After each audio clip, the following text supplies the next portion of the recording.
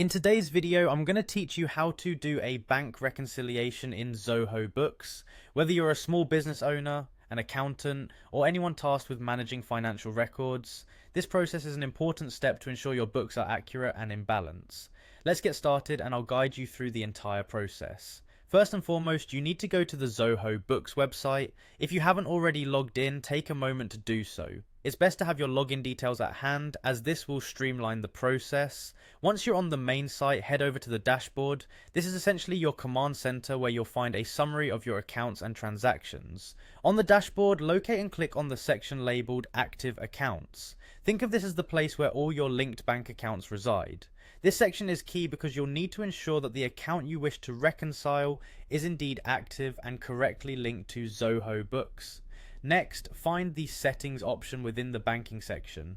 Clicking on Settings will allow you to configure various options related to your accounts, but for today our main focus is reconciling your bank statement. Once in the Settings menu, look for the Reconcile Account button. Click on this option. This is the step where we align the bank's transactions with those recorded in Zoho Books. After you've selected Reconcile Account, you'll see an option labelled Reconcile Now.